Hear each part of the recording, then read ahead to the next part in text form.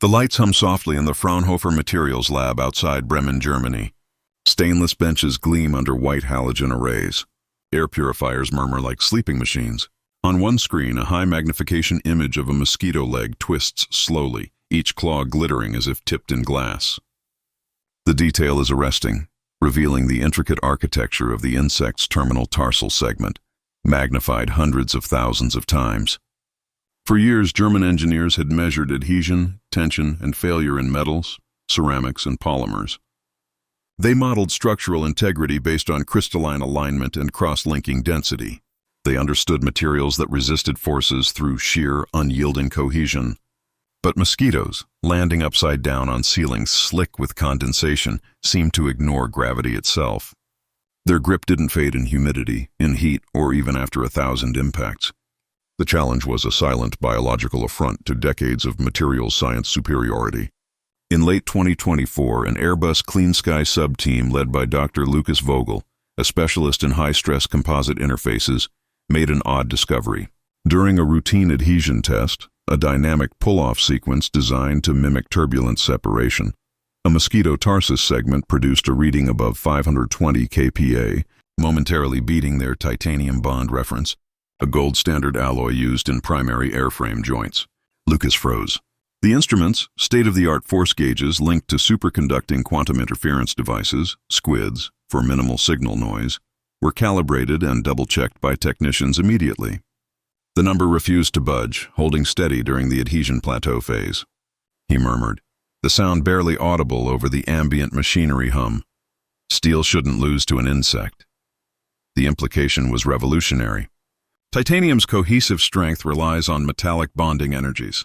For organic fibers on a minuscule scale to achieve comparable, or transiently superior, performance suggested an entirely different physical mechanism at work. The sample was immediately subjected to rigorous environmental screening. It was retested across temperatures ranging from cryogenic lows of 10 degrees Celsius, simulating high-altitude icing conditions, to operational highs of 35 degrees Celsius, simulating tropic ground operations, under both rigorously dry nitrogen and near-saturated humid air environments. Each trial struck the same impossible crest. Adhesion values consistently peaked near the 520 kPa mark. Crucially, adhesion didn't degrade under environmental stress. It appeared to reorganize, strengthening itself after thermal cycling exposure, a property fundamentally contrary to polymer degradation models. Within days, rumors crossed established research corridors connecting Hamburg's aerospace hubs and Dresden's engineering institutes. The phrase, initially dismissive, soon became a marker of impossible performance. Das Stahlkleberwunder, the steel glue miracle. The phrase clung to inboxes, encrypted messaging channels, and hallway whispers until the Fraunhofer Institute formally sanctioned and opened a top priority. Cross-departmental collaborative project, Mosquito Adhesion Reconstruction, MAR project. The physical investigation began with painstaking preparation. Under high-resolution electron microscopes, the engineers dissected a wingless specimen, preserved immediately post-mortem to minimize post-mortem chemical degradation. The legs, no longer than rice threads, often less than 100 micrometers thick, revealed complex structures. Instead of simple hairs, they showed forests of meticulously aligned nanoscopic bristles, or setae, each tipped with an even finer structure called a spatulae. These spatulae were not bare chitin. They were coated in a viscous, translucent film. Chemical analysis performed by the specialized WWII surface lab utilizing X-ray photoelectron spectroscopy, XPS, and secondary ion mass spectrometry, SIMS, delivered the first tangible structural insight. They found a hybrid matrix, organic chains, likely chitin derivatives or proteins optimized for surface interaction, meshed intricately with trace metals, significant deposits of zinc and iron, interspersed with nanoparticulates of silicon dust absorbed or integrated from the environment or the insect's own metabolic processes. Nature, it seemed, had forged a composite material that was inherently lighter than bulk polymer, yet exhibited mechanical toughness approaching high-grade structural epoxies. At TU Dresden, the mechanical specialists focused on durability. They placed the samples into a specialized atomic force microscope AFM setup adapted for dynamic cyclic loading. Using microactuators calibrated to atomic precision, The engineers applied shear cycles designed to mimic the repeated loading and unloading experienced during flight initiation and landing maneuvers. Microarms applied shear forces oscillating at 525 plus 10 kPa. The results were stark.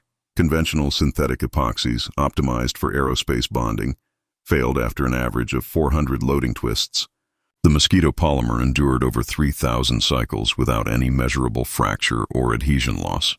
Data scrolled across the terminal displays: force profiles, shear modulus calculations, surface energy recovery metrics. Someone watching the near-perfect plateau of the force curve whispered, "It learns." The phrase struck heavier than the collected empirical proof. It implied a non-static material response. Initial hypotheses suggested that each vibration, each applied cycle, triggered a slight charge realignment inside the glue itself. The bond appeared not merely to hold, but to think about how it was holding.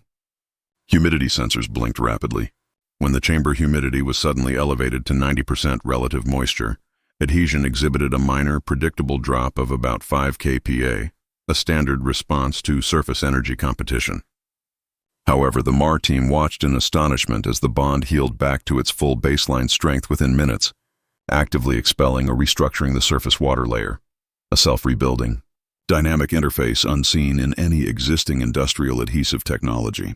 Vogel exhaled slowly through his protective filtration mask, the sound captured by his suit microphone. If glue reacts, not merely resists, that's not just advanced chemistry, that is emergent behavior. By January 2025, the scope of the investigation expanded rapidly. More high-profile institutes joined the consortium: Fraunhofer IWM in Freiburg specializing in micromechanics, the Max Planck Polymer Research Institute, and the Siemens Materials Lab focusing on large-scale manufacturability modeling. Their consolidated preliminary report logged a critical internal metric, derived from complex peel-off analysis. Work of separation, SIGAMMA, or 1.1 JM2, a value significantly beyond any standard structural polymer tested in the Institute's database. Footage archived from that month shows the internal testing chamber. Silver-coated microscopes bathed in intense focused tungsten light, reflecting off the pristine white suits of the engineers. They lean close to a captured leg fragment, impossibly delicate, poised on a precisely manufactured silicon substrate designed to introduce controlled surface flaws. Force curves spike upward on the monitors, trembling not just from the mechanical input, but seeming to mirror the frantic wing beats that once powered the insect alive. Every subsequent layer of analysis revealed an underlying logic hidden within the biology, evidence of integrated energy conversion mechanisms at the nanoscale, controlled reversible polarity switching within the molecular chains, and a precise resonance balance maintained between mechanical input and molecular structure. The adhesive lattice was observed to pulse microscopically, a faint, regular oscillation detected via high-speed interferometry, stabilizing at 8.6 Hz, a rhythm that appeared to feed stability directly under fluctuating stress regimes. Nobody yet understood the deeper link between this low-frequency mechanical pulse and the higher energy, electromagnetic phenomena approaching 21.4 Ths that the WKI Surface Lab suspected were involved in molecular maintenance. But its harmony hinted undeniably at nature's fundamental design signature. That night, after 15 grueling hours of continuous testing and data correlation, Lucas stood alone before the primary holo display, replaying the shimmering, pulsing, microscopic footage. The pattern looked less like a dead chemical residue and more like a quiescent, barely breathing mechanism. He whispered to the empty lab, the sound of his voice echoing slightly. Maybe the mosquito doesn't stick. Maybe it listens. At that instant, years of dedicated alloy obsession, the pursuit of material dominance through brute atomic force, crumbled into profound humility. Traditional steel adhesion depended on massive brute cohesion, facilitated by density and crystalline interlocking.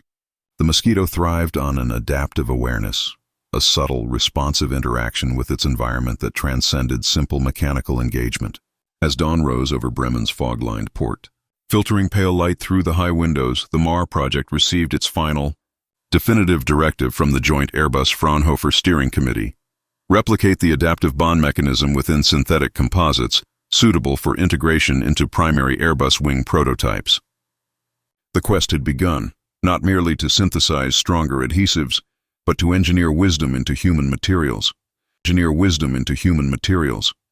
Cold morning light slants through the window at TU Dresden's micro-adhesion lab.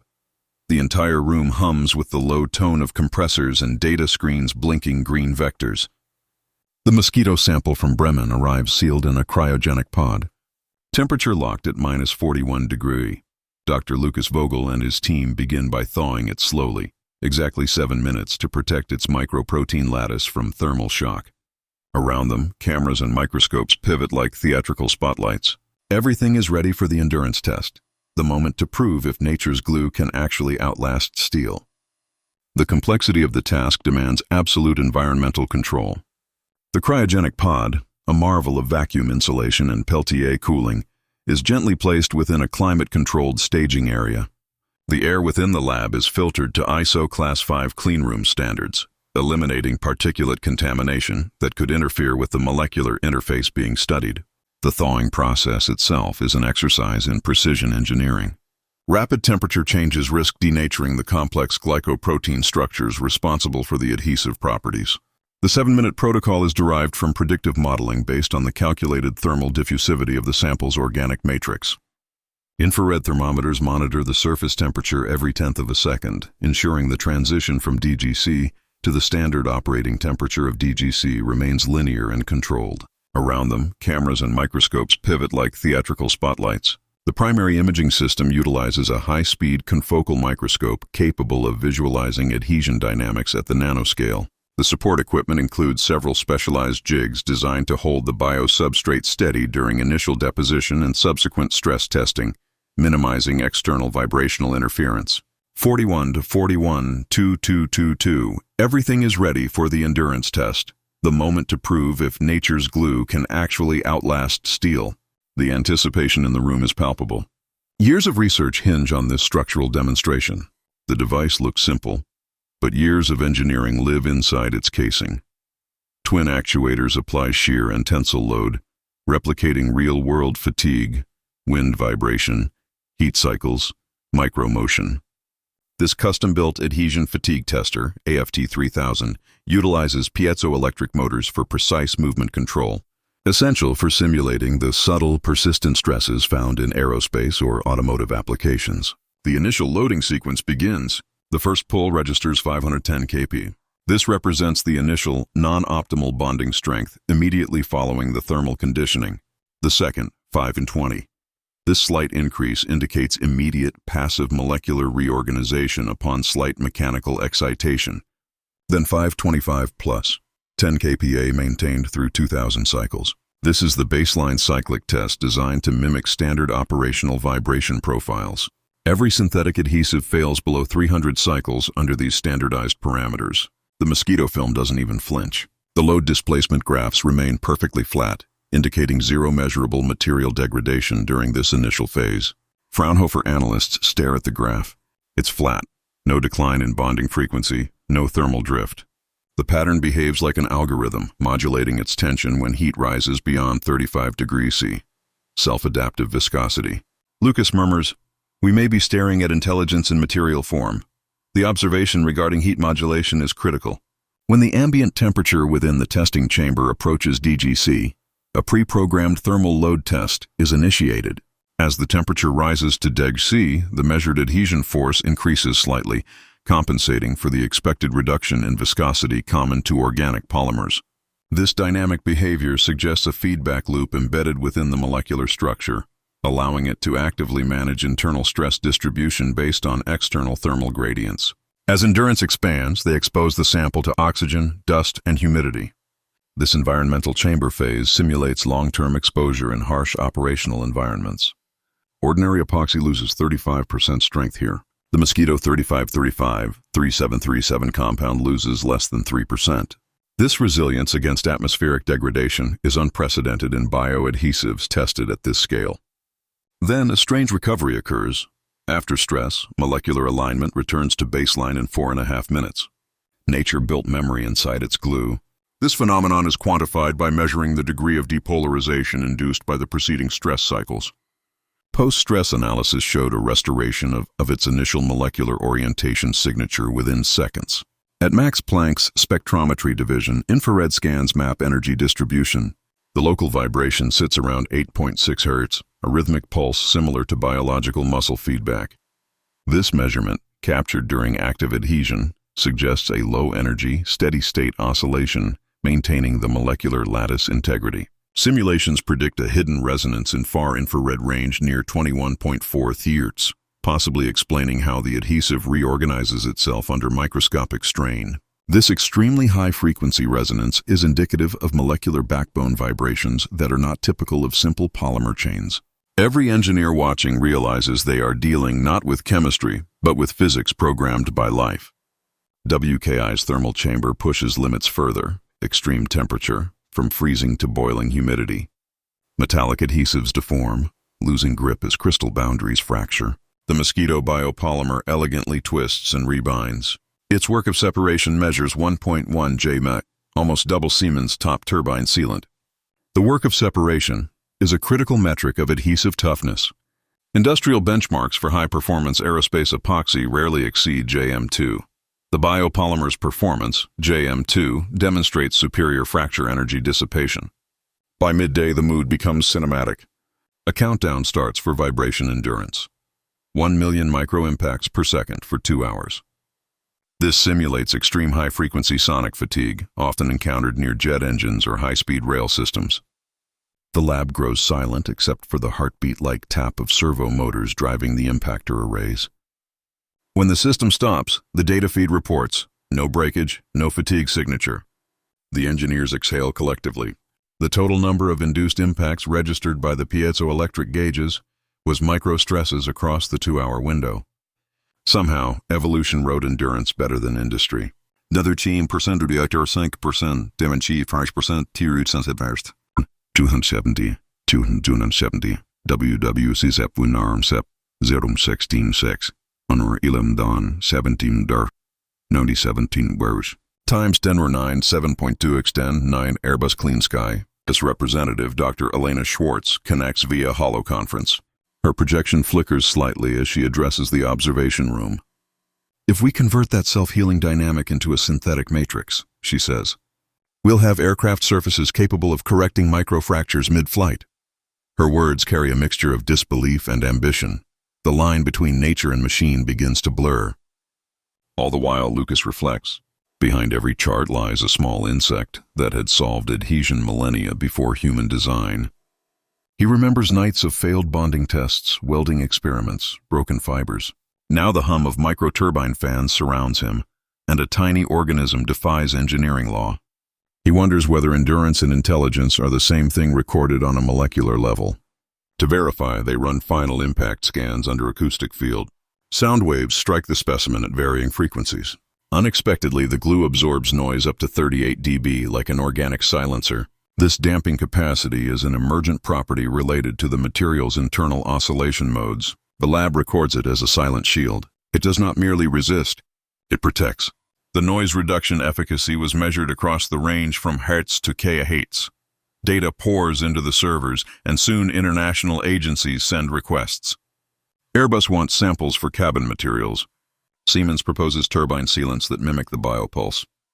Even environmental institutes imagine architecture with self-bonding panels, reducing maintenance waste. The immediate industrial implications are staggering, suggesting paradigm shifts across several sectors. Yet amidst all excitement, Lucas pauses by the microscope. Beneath 20,000 times magnification, the adhesive shimmer reveals micropaths identical to neural patterns. He whispers, "It learns." The visual evidence, though suggestive, requires rigorous correlation with functional data. In that moment, cameras catch the faint flex, just a molecular twitch, but the force curve adjusts like real-time feedback. The data marks this as adaptive yield. The engineers freeze. The Mosquito's glue doesn't just endure, it evolves. This instance involved a sudden, uncontrolled spike in external vibrational energy, MPa transient. The material responded by temporarily altering its modulus of elasticity by approximately before snapping back to its initial state, displaying proactive adaptation rather than mere passive resistance. 1100 2020 1010 5% 5%, 5%. Sunlight angles through stainless frames as tests conclude. The specimen remains intact, its bond unchanged even after 3 million force pulses applied cyclically at the maximum sustainable load, kPa. Reports state material fatigue below 0.03%. Adhesion coefficient stable across temperature gradients. Predicted lifespan exceeds known industrial polymers fivefold. The longevity projection is based on accelerated aging models, factoring in the observed self-repair rates and resistance to environmental decay. A factor of 5 improvement over state-of-the-art polyurethanes is conservative based on preliminary data. For the team, this is triumph and humility intertwined. They realize endurance has a face tiny. The hangar had become a cathedral of echoes, lit by cold lamps reflecting off aluminum ribs. The air hung heavy with the scent of aged phenolic resin and oxidized metal. Around the disassembled de Havilland DH-98 Mosquito, German engineers moved in quiet precision, their movements economical and respectful. They were not merely examining salvaged airframe components. They were performing an autopsy on a legend, tracing each glue joint that had defied bullets, moisture, and time. This was the culmination of months of classified study. Housed deep beneath the research facilities near Dresden, Dr. Hilda Rothman, a structural physicist whose previous work focused on composite fatigue in early rocketry, held an ultrasound probe against a sliver of birch-layered panel salvaged from the wing spar assembly. The scope flickered, then breathed.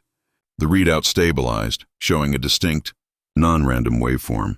The adhesive, a complex matrix of casein and synthetic resins used by wartime British manufacturers, didn't behave like any synthetic polymer they knew. It vibrated, precisely 8.6 Hz, a steady pulse seen by every sensor and every engineer present on the observation deck. This was not structural drift or thermal expansion artifact. It was intrinsic. Confirming the baseline frequency, muttered engineer Richter, tapping his digital recorder. The amplitude variation is less than 1% across the tested area. For several minutes, no one spoke. The calibrations held. Every sensor, acoustic emission detectors, laser vibrometers, and the bespoke high-resolution strain gauges confirmed the reading. When controlled tension waves, simulating minor turbulence, ran through the wood laminate, the glue responded instantaneously. It pulsed and distributed the load evenly into the wood fibers, damping the energy transfer path. The Mosquito's famed resilience was hidden here, not only in the superior quality of the finished birch plywood or the strategic application of specific woods, but in the invisible feedback loop established between the wood grain microstructure and the adhesive interface. Rothman carefully documented the initial findings in her leather-bound journal. The fundamental principle seemed to involve energy dissipation through controlled micro-oscillation. A text, dissipated. Propto F1C dot Ange delta LT, where F is the resonant frequency of the bond line, and delta LT is the time-dependent microscopic change in bond length induced by applied stress. At 8.6 Hz, the bond appeared to achieve maximum energy recycling efficiency before reaching yield strength. Workbenches across the lab began to fill rapidly with stripped panels, cross-sections, and tired, intensely focused engineers. Siemens specialists, brought in for specialized endurance testing, began subjecting bonded samples to cyclical, multi-axis stresses simulating billions of microstresses encountered over a 5-year operational lifespan. The results were consistently startling. Even specialized high-tensile titanium alloys, manufactured under strict post-war standards, weakened sooner than these incredibly thin, laminated composite skins. The investigation moved beyond simple mechanical testing into material characterization at the atomic level.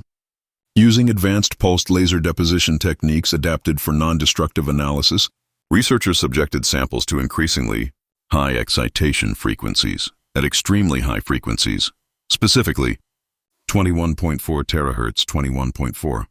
2. The compound emitted structured harmonics, not random thermal noise or predictable decays expected from organic materials under extreme excitation. These high-frequency energy packets occurred in clear mathematical sequence, suggesting a deeper organized mechanism resisting fatigue. The data showed complex Fourier coefficients that strongly hinted at a non-linear response characteristic of metamaterials, far predating the recognized advent of synthetic piezopolymers in the 1960s. Thermal imaging, executed by the dedicated thermography team, yielded another profound anomaly. When a sample, deliberately damaged with microfractures via impact, was slowly heated, the cracks began to visibly close at 35 degrees Celsius, 35 degrees Celsius, a temperature easily achieved and often exceeded during sustained operational flight in tropical or desert conditions. The adhesive displayed apparent self-healing or reordering properties, driven not by external catalysts, but by residual heat trapped within the wood's cellulose structure interacting with the complex chemistry of the phenol-formaldehyde resin matrix. Rothman meticulously logged every event, cross-referencing heat signatures with acoustic emission spikes. The Mosquito's strength, she realized with growing awe, depended not on brute resistance to force, but on radical adaptability. It endured stress by almost listening and responding to its own mechanical history, effectively knitting itself back together at operational temperatures.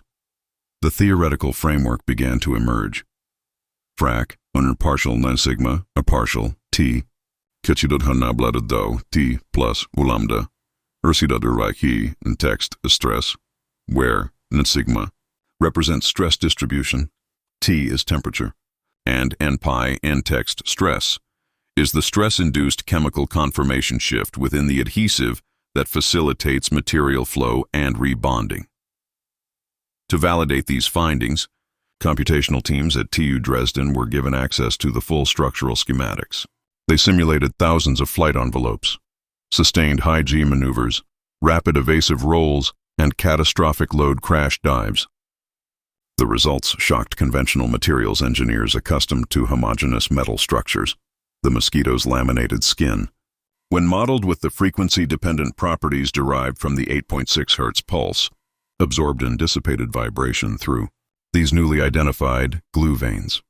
This process lowered the calculated internal stress noise, the measure of molecular friction and localized yielding, by an astonishing 38 decibels 38 dB compared to models using standard wartime glues. The structure performed less like a rigid shell and more like an analog symphony of stress, dynamically tuning itself to immediate flight demands, always surviving by subtly shifting tension across flaws and existing fibrous channels, never allowing localized failure points to propagate. When engineers mapped the strain energy distribution across the simulated fuselage sections under maximum load conditions, geometric patterns bloomed across the digital models, intricate, repeating patterns forming precisely along historical load paths identified through the 8.6 Hz oscillation data. These pedals of high energy dissipation intersected at precise points of maximum energy transfer. This phenomenon was soon dubbed pulse mapping. It implied that the material response was highly predictable and patterned, responding not like dead matter under load, but exhibiting the characteristics of an organic, responsive mechanism.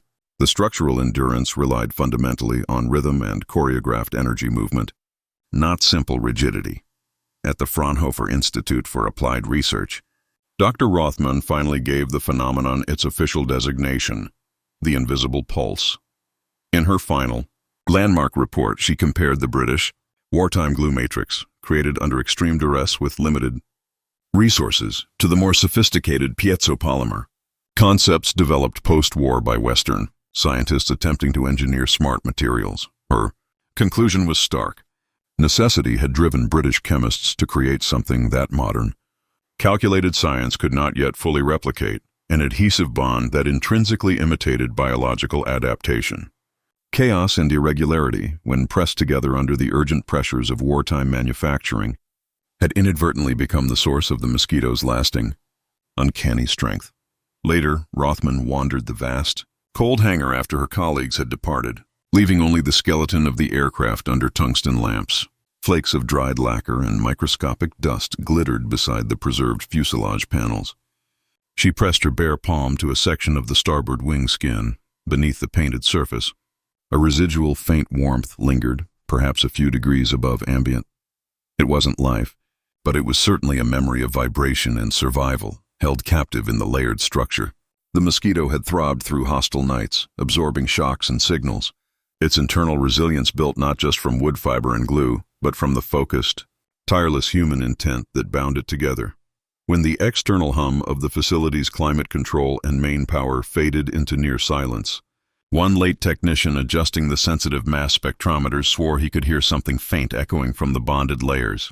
A slow, almost subsonic hum, an echo of decades-old operational energy. It wasn't the aircraft itself vibrating. It was the imprint of the structural narrative of resonance and adaptation still pulsing on in the material structure. It was the final, silent proof that sometimes the strongest thing on the battlefield wasn't the steel armor or the explosive ordnance, but the hidden rhythmic wisdom encoded within the glue. The hangar smelled faintly of resin and aged timber. Outside, frost glimmered on the tarmac, a sharp contrast to the controlled environment where the analysis took place. The focus of the investigation was the wing structure of a decommissioned de Havilland Mosquito, an aircraft legendary for its durability and composite construction. The core mystery that had drawn the German engineers from institutions like the Fraunhofer Society and TU Dresden was not the mere survival of the airframe against the entropy of time, but the inexplicable tenacity of its adhesive joints. The question had shifted. It was no longer why it survived, but how it thought, because the bond between spruce and phenolic resin seemed to facilitate complex decision-making rather than simple reactive bonding. The material science of the era, relying on thermosetting phenolics, specifically phenol formaldehyde resins often fortified with wood flour and specialized wartime catalysts, should have resulted in brittle, predictable failure modes. Yet, the Mosquito's structural integrity persisted, baffling standard degradation models. The team hypothesized that the adhesive matrix possessed an intrinsic form of material cognition, a concept they termed Klebstoffintelligenz, glue intelligence. Dr. Rothman, the lead researcher, maintained a demeanor of intense, focused calm. Her initial phase involved meticulous physical deconstruction. 64 joint samples were surgically extracted from critical load-bearing areas of the wing structure. A. Advanced Non-Destructive Testing, NDT. Each sliver of dried bond was subjected to a battery of advanced analytical techniques. Ultraviolet spectroscopy, used to map the degradation profile of the polymer chains. Initial findings showed unusually tight cross-linking density, even in areas adjacent to microflaking, suggesting internal molecular self-support. Scanning electron imaging, SEM. High-resolution imaging revealed morphologies inconsistent with standard curing processes. Instead of random entanglement, the interface showed organized, layered structures, particularly at high magnification, 50,000 times. Acoustic microscopy, AM. This technique probed subsurface mechanical properties. Anomalous energy dissipation patterns indicated that energy transmitted through the bond was not merely absorbed or reflected, but actively channeled. The collective data suggested that when physical stress was applied, the molecular lattices within the adhesive reorganized structurally rather than simply fracturing. This behavior suggested a proactive mechanism. The bonds were not merely strong. They appeared to be reasoning about load, distribution. The next critical phase involved subjecting the samples to controlled thermal cycling to observe phase transition. Behavior.A, the transient phase thermomechanical analysis, TMA, revealed a highly specific and repeatable transient phase occurring precisely around 35.7 Circ-Tex, CU. Behavior at T numtext transient is. As the temperature approached 35.7 Circ-Tex T, the resin exhibited a controlled softening. This was not a catastrophic yielding, but a period where cross-links became momentarily mobile, allowing for dynamic reformation before the structure cooled and hardened again. Stress redistribution. Crucially, subsequent cooling resulted in the compound hardening into a more densely packed state than its original configuration. Every recorded heat pulse resulted in a measurable net reduction in observed microfracture density across the sample surface. To the analysts at Fraunhofer, this process strongly resembled biological learning. The material appeared to archive thermal history, using the energy input not as a destructive force, but as a catalyst for structural optimization. This iterative improvement under controlled thermal exposure led to the formal designation. Klebstoffintelligenz B. Quantifying adaptive deviation, the relationship between applied stress, M sigma, and resulting strain, mepsilon, was nonlinear in a manner defying standard viscoelastic models. When calculating the modulus of elasticity, E, over repeated loading cycles, En, E, N1, plus in delta E, where or delta E represented the incremental stiffening gained from the nth cycle, provided the cycle remained below the critical failure threshold, m sigma c. The observed stress signature varied adaptively. Under repetitive shear, the measured signature deviated by up to 5% per repetition from the initial loading profile. Rothman designated the localized area within the glue matrix where this dynamic negotiation occurred as the shear mitigation zone, SMZ. Beyond thermal and mechanical testing, the team investigated the adhesive's reaction to high-frequency energy inputs, seeking evidence of persistent internal structure, independent of applied physical loads. Structured resonance mapping samples were excited using ultrasonic transducers ranging from 20 kHz to 100 kHz. At an input frequency of exactly 40 kHz, engineers detected emergent secondary harmonics at a precise integer multiple, 80 kHz. This was not the random acoustic noise associated with material imperfections or standard wave interference. The 80 kHz signal was highly structured and persistent, indicating synchronized oscillation across vast swathes of the polymer network. Oscillatory amplitude mapping, OAM. Mapping the amplitude of these resonances revealed local, synchronized rearrangements in the cross-link density corresponding directly to the sonic input pattern. The adhesive matrix was not simply echoing the sound. It was performing a complex Fourier transform based on its stored configuration, acoustic memory. The team concluded that the Mosquito's bond was literally pulsing in acoustic memory, suggesting that the internal molecular geometry retained a record of the sonic environment it had experienced. The most compelling evidence of non-reactive material behavior emerged during controlled failure. Simulations.A. Spontaneous lattice restoration in late-night experiments. Technicians induced controlled thermal shock, rapid cooling after intense localized heating, designed to maximize micro-crack propagation. Under real-time infrared monitoring, something unprecedented occurred. Crack closure, micro-cracks, visible as thermal sinks, began to close visibly before external compressive forces were reapplied. Hydrogen bridge reformation. Analysis confirmed that internal hydrogen bridges, critical components of phenolic resin cohesion, were reforming spontaneously across the fissures, restoring lattice continuity without external mechanical assistance.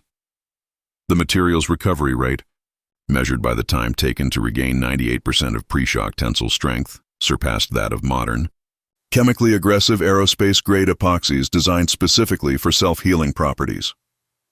B. Archiving struggle. Relaxation curves. The team analyzed internal relaxation curves derived from microscopic tensile sensors embedded within the matrix. These sensors measured the slow molecular settling following stress release, previous stress memory. Samples that had undergone prior stress cycles relaxed significantly faster than virgin material when subjected to identical loads.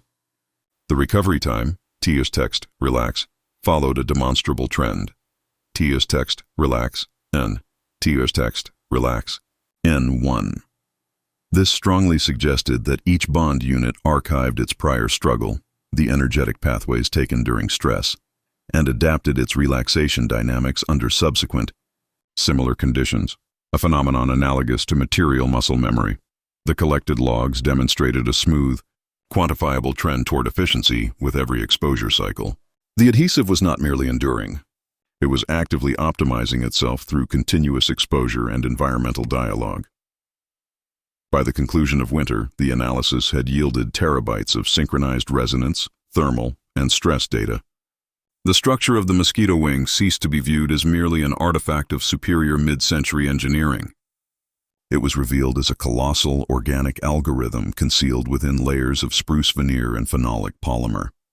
The legendary endurance of the aircraft was not attributed to brute material strength, but to a continuous internal dialogue occurring at the molecular level.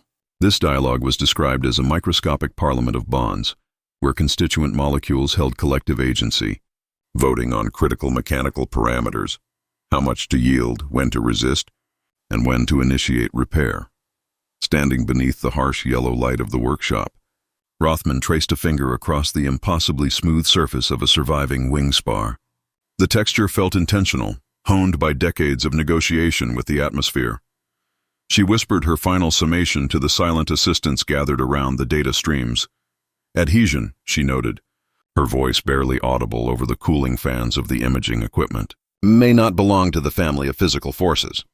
It may belong to the family of decisions. In that hushed moment, surrounded by the silent testament of the wood and the hum of complex instrumentation, the ancient Mosquito seemed to draw breath once more, not through combustion or hydraulics, but through coherent intrinsic thought embedded within its very structure. The adhesive was not glue. It was consensus. Adhesive was not glue. It was consensus. In the cold Dresden laboratory, the vibration table replaced the pulse of war, yet a whisper remained, the Mosquito's secret hidden in glue and echo. The engineers had already measured the strength of Klebstoff 98, its tensile force surpassing steel, but now Rothman sought not hardness, but rhythm, the resonance within. Weeks of static stress tests had proved dull. The raw data showed predictable yield strengths, confirming the material's impressive mechanical robustness, yet failing to capture the anomalous behavior noted during the original airframe stress analysis. The team, under the direction of Dr. Elias Rothman, shifted focus from simple material science to applied dynamics. The experimental setup involved electromagnetic drivers vibrating twin laminates at controlled frequencies. These laminates were constructed meticulously, each sample faithful to Mosquito's original formula: ash veneer, birch core, and layers of resin so thin they looked drawn by memory itself.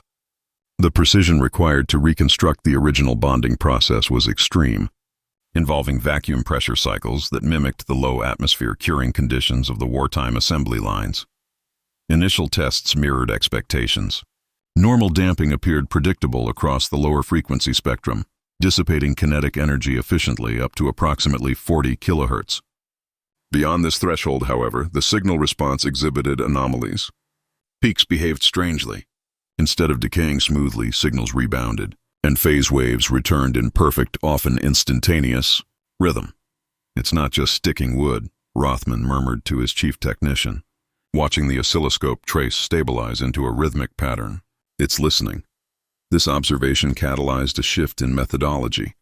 The team moved beyond quantifying shear strength and began mapping energy transfer across the bonded interface in real time. Every signal, analyzed through high-speed interferometry, revealed that the adhesive did more than bind the wood fibers. It synchronized vibration across the entire composite structure. The breakthrough came from metallurgical analysis of the cured polymer. Within the hardened matrix of the Klebstoff 98, minute traces of iron and manganese, impurities inherent in the hurried wartime chemistry, were not merely suspended but seemed organized. These metallic residues, present at levels typically considered inert impurities, behaved differently when subjected to controlled kinetic energy. When electromagnetically excited, these metallic inclusions altered the chain alignment across the glue's domain, effectively acting like a network of microscopic resonant relays. The structure was not presenting localized rigidity. Instead, the Mosquito's glue was acting as an adaptive lattice for energy distribution. Energy, instead of being trapped or instantly dissipated, was channeled across the matrix based on the applied frequency. High-resolution cryo-electron microscopy confirmed this dynamic behavior. The polymer chains exhibited molecular choreography correlated precisely with the input frequencies. Chains twisted, stretched, and phased together with the applied stimulus. Crucially, at specific resonance thresholds, the very frequencies where the anomalous damping was observed, the behavior reversed its fundamental mechanical purpose. Bonds appeared to rotate, momentarily aligning themselves toward minimal strain angles relative to the incoming wave vector. This rotation served to produce stabilizing harmonics that counteracted destructive interference patterns. The material transformed functionally. Its primary damping function, the absorption of energy, shifted toward energy storage and timed release. What was once perceived as mere adhesion had evolved into an intelligent rhythm, capable of absorbing kinetic chaos through enforced coherence. Physicists in the adjunct department, consulted under extreme secrecy, labeled this phenomenon temporary quasi-resonant intelligence. In mechanical terms, this suggested that the glue possessed a feedback pattern under stress, a fleeting, distributed memory of the motion it had just experienced. The implication was staggering. The Mosquito's slim, structurally efficient wings had been machines of adaptive endurance. Their longevity derived not from sheer resistance to force, but from their capacity to listen to and accommodate that force dynamically. Archival chemistry and guided polarization, the research team returned to archival samples of the original wartime resin formulation. The analysis confirmed the presence of iron and manganese oxides. These specific impurities were identified as the crucial agents that fractured the inherent symmetry of the synthetic polymer matrix, enabling the subsequent guided polarization under stress, X-ray mapping. Employing synchrotron radiation provided the definitive visual evidence. Diagonal phase-locked corridors were revealed coursing through the cured adhesive. These were not structural voids, but aligned pathways of metallic residues, effectively channeling vibration through the material, like electrical conductors channel current.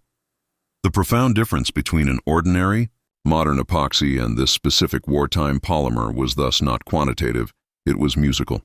One material dampened sound.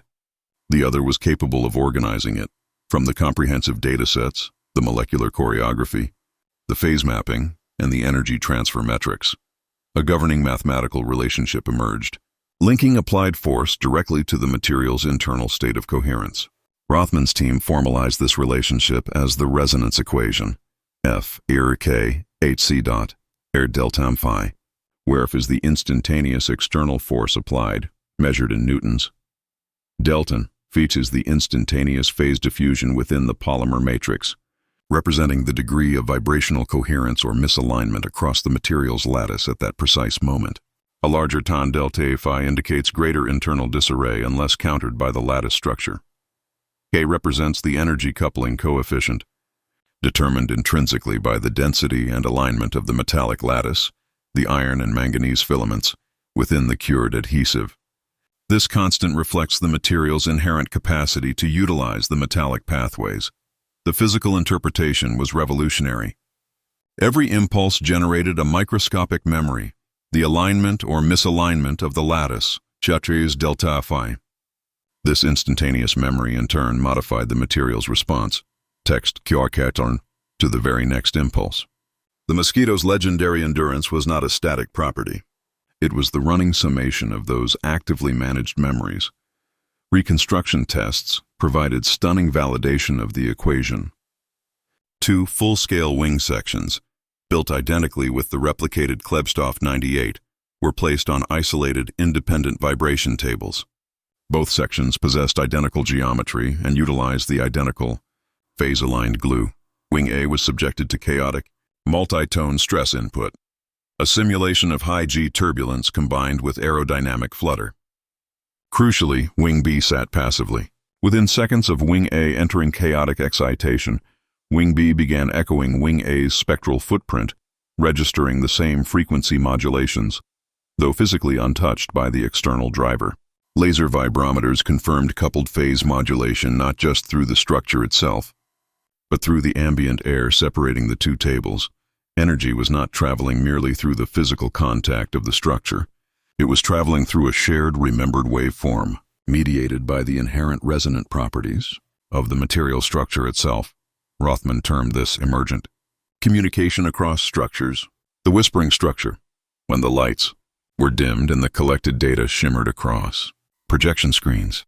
The adhesive's internal phase fronts flickered into view, appearing as ghost harmonics echoing the input profile. Each echo, each transient structural memory, corresponded perfectly with the resonance equation's predictive model, binding the present motion irrevocably to its immediate history. The official report synthesized this discovery into a succinct conclusion. Force was only half of endurance. The other half was memory maintained through resonant alignment. Adhesive was definitively not a passive junction. It was an active, adaptive archive. Rothman's final note, scrawled on the last printout before the facility was decommissioned, read, "Adhesion taught us how to hold. Resonance teaches us how to survive." The lab closed silent. The Mosquito's legacy had fundamentally shifted from one of strength and rigidity to one of rhythm. Endurance as a song repeated until even the process of decay learned to hum in tune with the structure. The secret survived for decades not as hidden steel or specialized cellulose, but as a dynamic pattern, a self-adjusting harmony embedded at the atomic and molecular junctions of wood, metal, and glue. What the engineers had found was not merely bonding technology, it was the persistence of understanding across vibration and time. The Mosquito lived, not through sheer resistance to external pressure, but through the sophisticated, resonant learning of how to listen to its environment. In a room lined with acoustic mirrors, the experiment begins, not with a tone, but with silence calibrated to the edge of perception. The array hums at 40 kilohertz, split in two identical exciters in phase opposition. Each pulse travels through alloy rods whose manganese content exceeds industry norm by 6%. Sensors pick the reflections. Their purpose, not measurement, but comprehension of endurance. The experimental setup is meticulously controlled to minimize ambient interference. The acoustic chamber, approximately 10 cubic meters in volume, is clad entirely in precisely angled acoustic mirrors, designed using fractal geometries to ensure multiple, predictable reflections without creating standing waves that would corrupt the initial pulse signature. The target material, a specialized iron-manganese alloy rod, is suspended magnetically at the chamber's null point. The primary excitation source utilizes a pair of piezoelectric exciters operating at F0R41 text, KHCs. These exciters are synchronized with an ultra-stable atomic clock reference, ensuring that their output is not only at the precise fundamental frequency, but also perfectly 180 circ 9 out of phase relative to each other. This phase opposition configuration is critical for creating a localized region of zero net displacement at the material's center, forcing the energy transfer to manifest purely through compressive and tensile stress waves propagating through the alloy structure. The alloy composition itself is a key variable. The manganese content is intentionally set at M industry plus 0.06 while C.M industry. This excess manganese modifies the material's internal damping coefficients, making it inherently more susceptible to subtle acoustic energy absorption rather than immediate elastic deformation, a prerequisite for observing long-term resonance phenomena. Rothman's method defines resonance as persistence against decay. He argued that adhesion had taught us how to connect, while resonance taught us how to endure. This philosophical underpinning dictates the experimental goal: to observe the material's capacity to maintain coherent vibrational states despite energy input fluctuations and inherent molecular friction. The crucial diagnostic lies in observing the relationship between the fundamental frequency, F0, rears 40, text IKHs and its second harmonic, F2, ram 18, text, arzo. The differential between the fundamental and its second harmonic at 80 kHz becomes more than mechanical data. It becomes a way to perceive continuity inside fragile matter. This specific harmonic relationship is hypothesized to be the threshold where the material transitions from passive oscillation to active self-stabilization to achieve the required level of material compliance and minimize thermal noise interference. The experiment mandates strict thermal control.